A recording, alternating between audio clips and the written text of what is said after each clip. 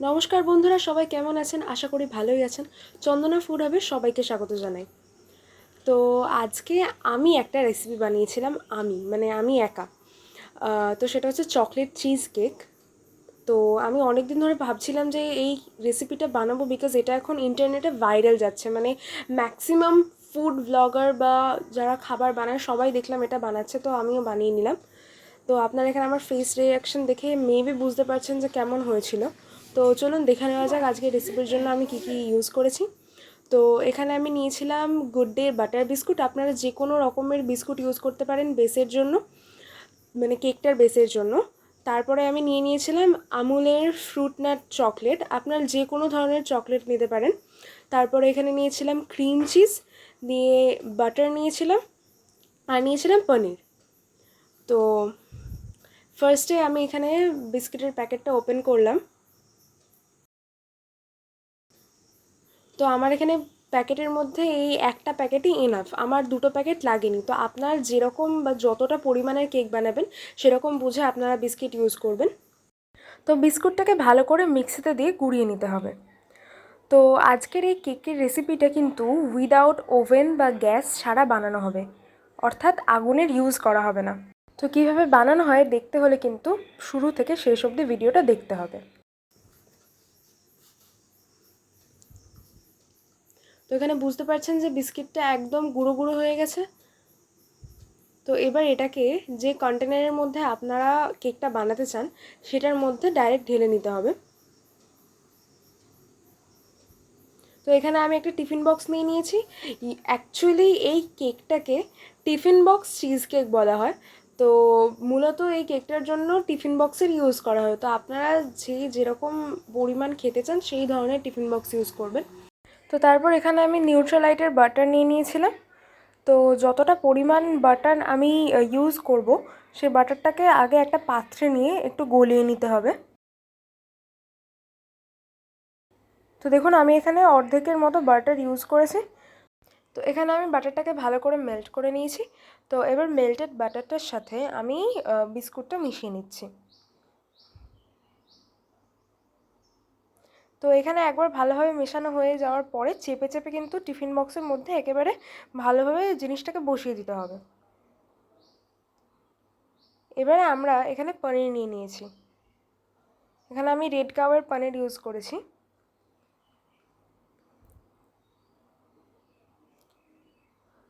তো পনিরটাকেও এবার আমরা টুকরো টুকরো করে কেটে নেব, আর কেটে নিয়ে একটা মিক্সির মধ্যে দিয়ে এটা একটা পেস্ট বানিয়ে নেব।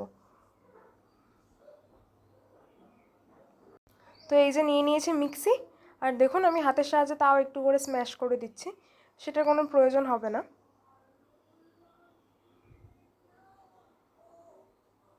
তো তারপরে আমি এইখানে ইউজ করেছি ক্রিম চিজ।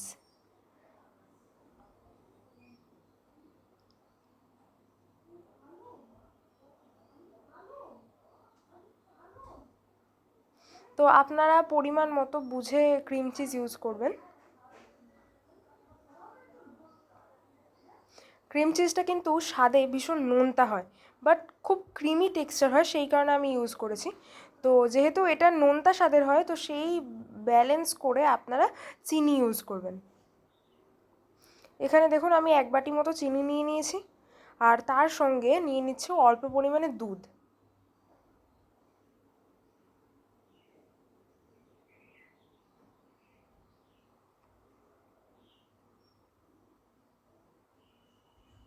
তো এটার এবার একটা ভালো পেস্ট বানিয়ে নিতে হবে।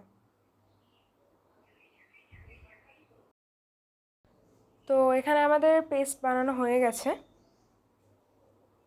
তো আপনারা দেখতে পাচ্ছেন কত সুন্দর টেক্সচারটা হয়েছে। এই যে খুব বেশি পাতলাও না আবার খুব বেশি মোটাও না, ভীষণ সুন্দর টেক্সচারের একটা ক্রিম বানিয়ে নিয়েছি আমরা। তো এবার বিস্কিটের যে লেয়ারটা আমরা দিয়েছিলাম তার উপরে কিন্তু এই ক্রিম চিজের লেয়ারটা দিয়ে দেব। তো ক্রিম চিজের লেয়ারটা দিয়ে বেশ কিছুক্ষণ এটা ফ্রিজের মধ্যে সেট হতে রেখে দেবো।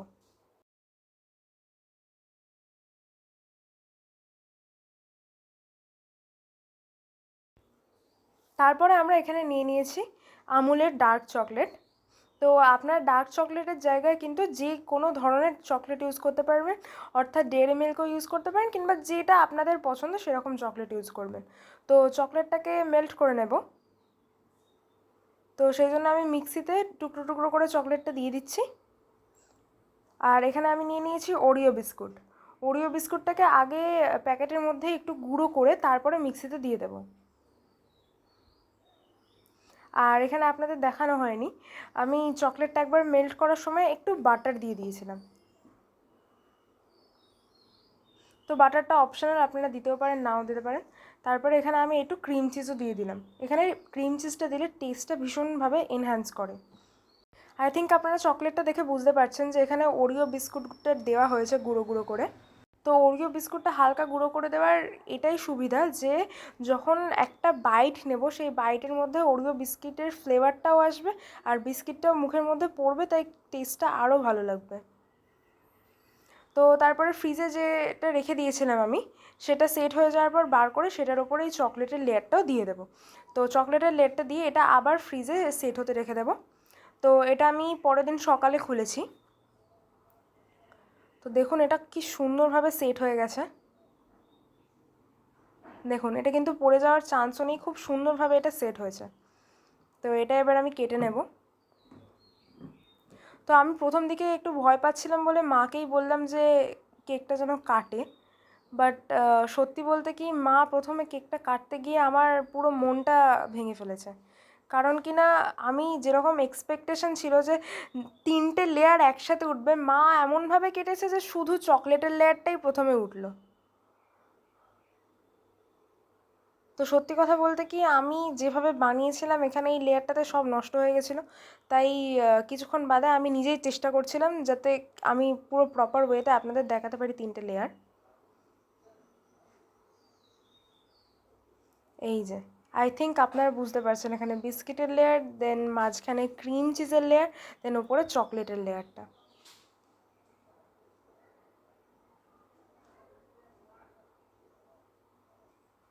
আর সত্যি বলছি বন্ধুরা, অসাধারণ খেতে হয়েছিল। আপনারা অবশ্যই একবার এটা বাড়িতে ট্রাই করবেন। আর আপনারা বুঝতেই পারলেন যে এখানে আগুনের ব্যবহার করা ছাড়াই কিন্তু কত সুন্দরভাবে চিজ কেক বাড়িতেই বানিয়ে নিলাম।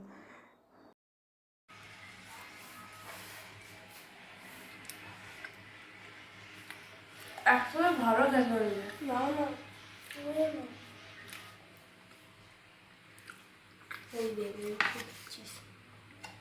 চকলেট দিলি না।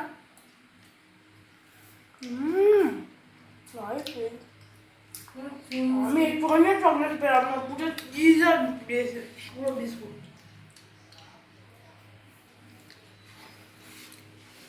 অ্যাকচুয়ালি গাইস দারুণ খেতে হয়েছে, এটা দারুণ।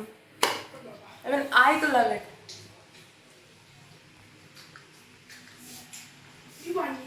আই গেস আপনারা বুঝতেই পেরেছেন যে কেকটা কতটা টেস্টি হয়েছে। আমার সিরিয়াসলি ইচ্ছা করছিল পুরো কেকটা খেয়ে নিতে।